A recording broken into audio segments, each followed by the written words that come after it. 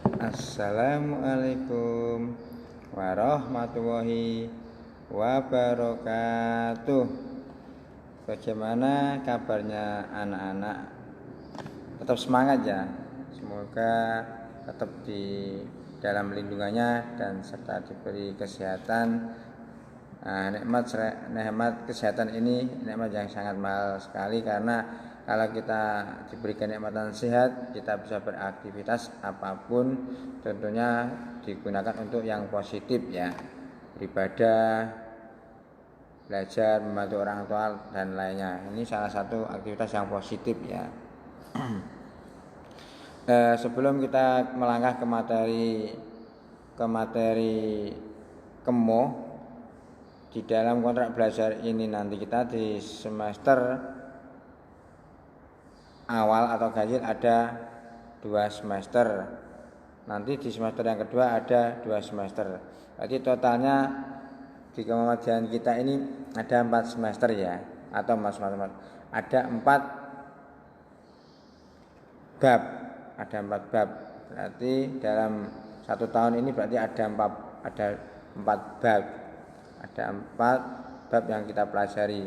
Kita bagi 2, yang semester ganjil kita mempelajari atau kita memaparkan materi bab 1 sampai bab 2. Untuk yang ke semester 2 nanti kita mempelajari bab 2, bab 3 dan bab 4. Jadi total semuanya ada 4 bab dalam 1 tahun. Untuk bab yang pertama untuk semester ganjil, bab pertama judulnya Lambang dan Mars Ikatan Pelajar Muhammadiyah, disingkat IPIM. Dibagi bab 1 ada 5 sub ya, ada 5 sub. A. Mengenal IPM. B. Lambang IPM. C. Atribut dan seragam IPM. D. Aku bangga sebagai pelajar Muhammadiyah. Yang E. Mars Ikatan Pelajar Muhammadiyah.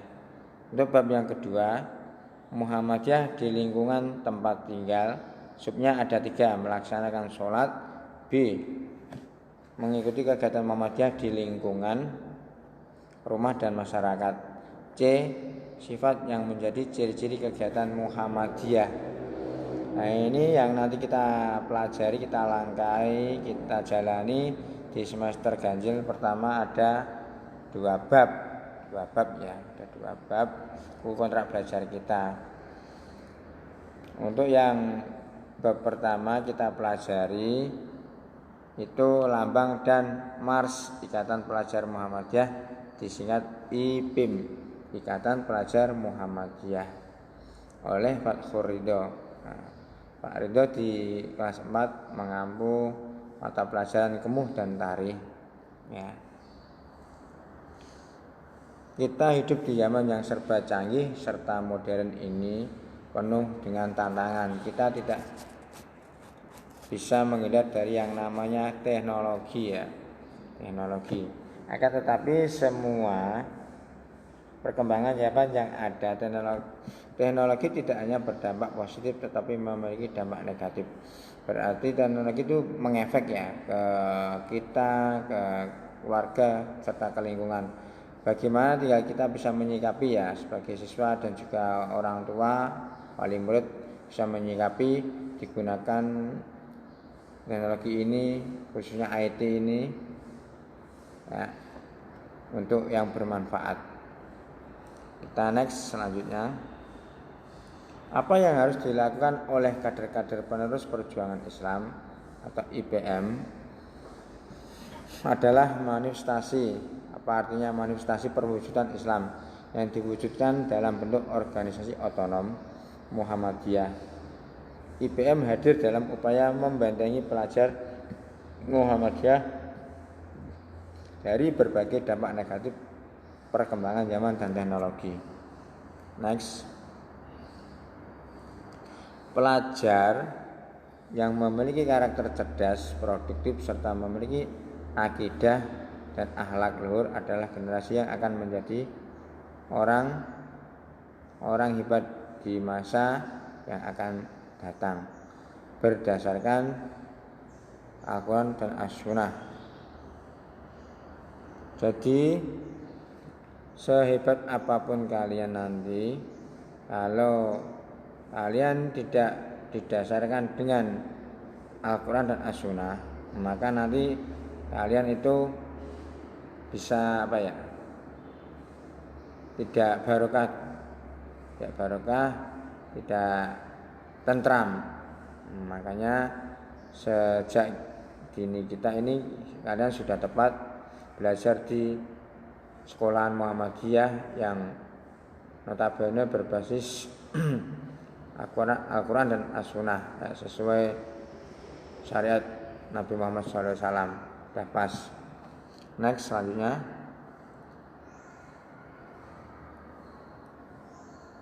Apa itu IPM? IPM adalah organisasi otonom Muhammadiyah. Apa organisasi otonom Muhammadiyah?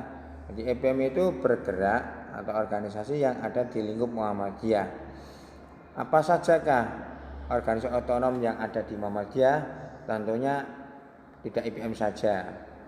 Ya, contohnya ada yang lainnya, ada Hizbul Waton, Tapak Suci, ya, NA, Pemuda Aisyah. Itu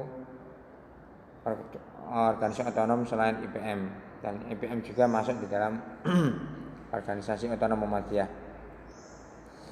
Untuk kalangan pelajar berakidah Islam dan bersumber pada Al-Quran dan As-Sunnah, IPM didirikan di Surakarta pada 5 Safar 1381, 18 Juli 1961 Masehi. Next.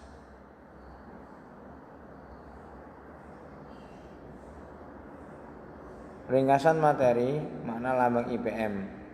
Nomor 1, bentuknya segi 5 ya, sesuai seperti perisai runcing. Di bawahnya merupakan deformasi bentuk pena, bentuk segi 5 tapi bawahnya lincip kayak pena, dilambangkan seperti pena. Yang kedua, gambar matahari yang berwarna kuning menunjukkan bahwa IPM adalah bagian dari Muhammadiyah. Yang ketiga, buku di tengah dapat berarti pengetahuan atau Al-Quran yang suci. Maksudnya di dalam logo IPM ada gambar semacam buku ya, dibuka gitu, bukunya terbuka. Yang keempat, semboyan IPM.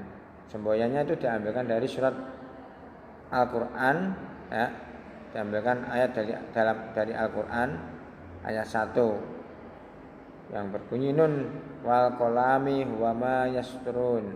Apa artinya? Demi pena dan apa yang dituliskannya. Nah, ini lambangnya atau semboyannya diambilkan dari Al-Quran. Nah, lanjut, next. Mengenal IPM. Mengenal IPM. IPM merupakan suatu atau merupakan satu-satunya organisasi kesiswaan pada sekolah atau madrasah Muhammadiyah. Tujuannya apa didirikan IPM adalah dapat atau terwujudnya pelajar yang muslim, berilmu, berakhlak mulia dan terampil. Ini pas ya. Jadi tujuannya itu pas. Tujuan IPM adalah menjadikan atau membentuk pelajar muslim yang berilmu, berakhlak mulia dan terampil. Itu dulu sekian sekilas paparan dari Pak Ridho. Nanti kita bisa sambung di kesempatan lain di jalur yang sama, mungkin di jam yang beda ya. Nah, ini ada tugas sedikit, insya Allah ringan. Tetap kalian ada aktivitas di rumah. Tugasnya nanti bisa ditulis di buku, bisa difoto, lalu difoto japri ke nomor Pak Ridho, tidak apa-apa, bisa ya. Nanti untuk penilaian nanti saya nilai langsung di sekolahan, atau besok kalau sudah aktif lagi saya nilai bukunya, saya cek lagi, cross check bukunya benar-benar kalian mengerjakan. Ini tugas yang pertama. 1, apa bentuk lambang IPM? bentuknya, lambangnya seperti apa ya. Bila perlu digambar malah bagus. Yang kedua, menurutmu gambar apa sajakah yang terdapat dalam lambang IPM? Gambar. Jadi di dalam logo IPM, logonya ya lambangnya ono gambar apa kabeh, ada apa semua gambarnya. Yang ketiga, apa saja warna yang terdapat dalam lambang IPM? Nah, warnanya apa semua yang ada di logo IPM, logo ya, warna-warnanya apa semua ditulis. Yang keempat, pada lambang IPM tertulis surat dan ayat berapa? Ya, pada lambang IPM tertulis dan ayat berapa? Ini mudah. Tadi yang kelima terakhir, IPM berdiri di Surakarta Jogja ya. Surakarta Solo ya, Surakarta Jawa Tengah pada tanggal bulan tahun berapa. Itu dulu, insyaallah tugas mudah ya, tidak memberatkan, mudah-mudahan menjadikan bermanfaat bagi kalian semua. Itu dulu, nanti kita bertemu di lain kesempatan. Wassalamualaikum warahmatullahi wabarakatuh.